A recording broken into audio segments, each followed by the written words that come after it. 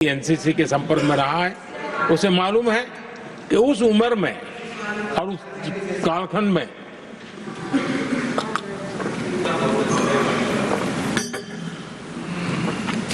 एक बहुत सुनहरा अवसर होता है व्यक्ति के विकास में, सर्वांगीण विकास में, उसको एक एक्सपोजर मिलता है।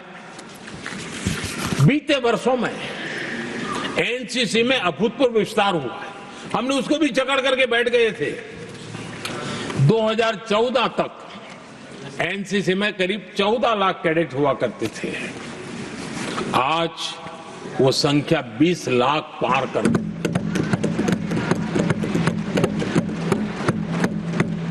आदरणीय सभापति जी, देश के युवाओं में जो उमंग है, उत्साह है, नया कुछ कर गुजरने की इच्छा है, रूटीन काम से भी हटकर के कुछ करने का उनका इरादा है, ये साफ नजर आता है।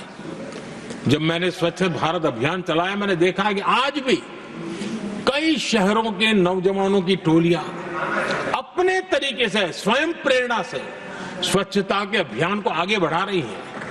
कोई झुग्गी झोपड़ी में जाकर के शिक्षा के लिए काम कर रहे हैं, कई नौजवान कुछ न कुछ कर रहे हैं। इन सारी बातों को देख करके हमें लगा कि देश के युवाओं को एक अवसर मिलना चाहिए, संगठित रूप से प्रयास होना चाहिए, और इसके लिए हमने माय भारत एक आंदोलन शुरू किया है। मेरा युवा भारत, माय भारत। आज करीब 1.5 करोड़ से ज्यादा युवाओं ने उसमें अपनी रजिस्ट्री करवाई है, और देश के वर्तमान विषयों पर चर्चा करना, मंथन करना, समाज को जागरूक करना, सक्रियता से ये नौजवान अपनी प्रेरणा से कर रहे हैं। उनको स्पून फीडिंग की जरूरत नहीं पड़ रही है, वो अपने सामर्थ्य से अच्छी चीजों को हाथ लगा करके आगे बढ़ रहे हैं। आदरणीय सभापति जी, खेल का क्षेत्र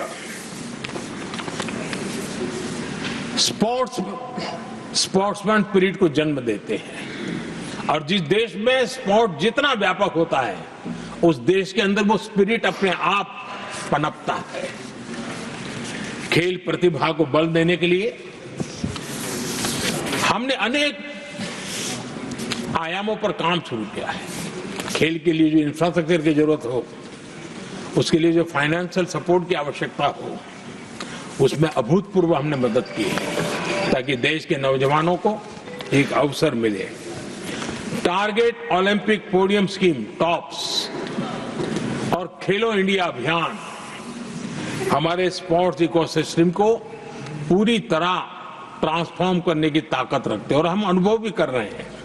पिछले दिनों 10 साल में जितने भी इंटरनेशनल स्पोर्ट्स इवेंट हुए हैं, भारत ने अपना झंडा गाड़ दिया, भारत ने अपना सामर्थ्य दिखा दिया, भारत के नौजवानों ने अपना लोहा बनवा लिया है, और उसमें हमारी बेटियां भी उतना ही दमखम के साथ दुनिया के सामने भारत की ताकत का प्रदर्शन कर रही है। आदरणीय सभापति जी, किसी भी देश को विकासशील से विकसित की जो यात्रा होती है, उसमें जन कल्याण के कामों का अपना महत्व है, लोक कल्याण के कामों का अपना महत्व है, लेकिन इंफ्रास्ट्रक्चर एक बहुत बड़ा कारण होता है, बहुत बड़ी ताकत होता है, और विकासशील से विकसित की यात्रा इंफ्रास्ट्रक्चर से गुजरती है, और हमने इंफ्रास्ट्रक्चर का महत्व को समझा है, और हमने इस पर बल दिया है।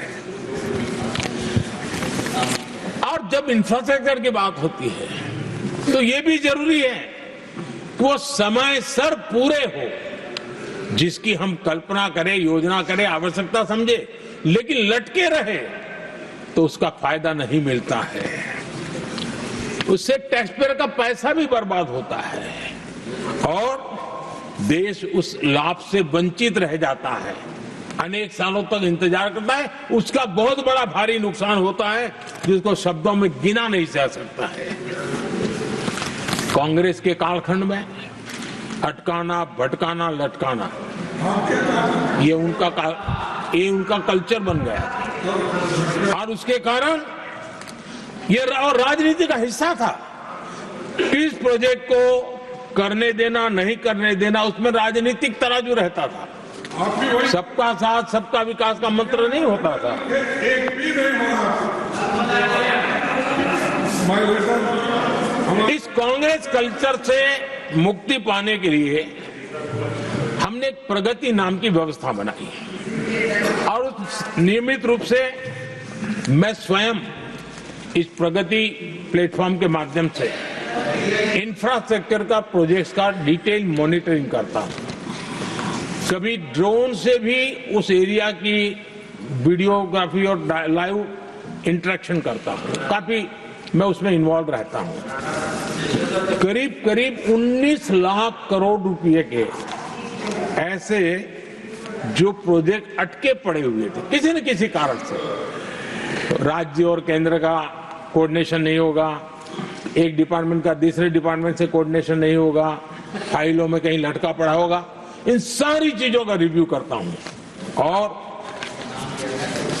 ऑक्सफोर्ड यूनिवर्सिटी ने उस पर अध्ययन किया इस प्रगति के हमारे इनिशिएटिव पर, और बहुत बड़ा उसने अच्छा रिपोर्ट दिया है। और उसमें उसने एक बहुत बड़ा सुझाव दिया है।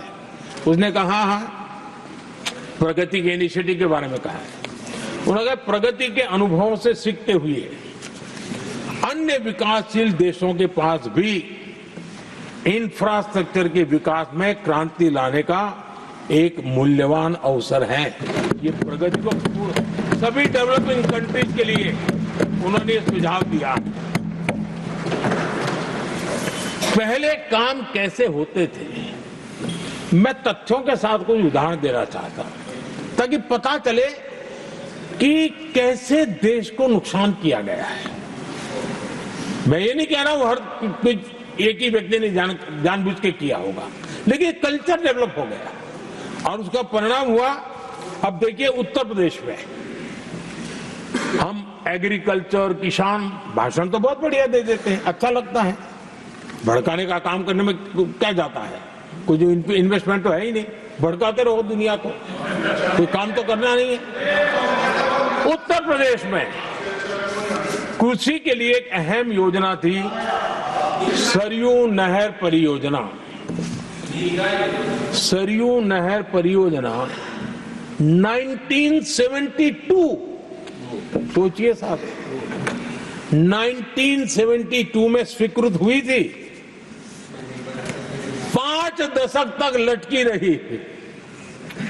1972 में जिस योजना को सोचा गया, योजना बनी, फाइल पे स्वीकृत हो चुकी, 2021 में हमने आकर के इसको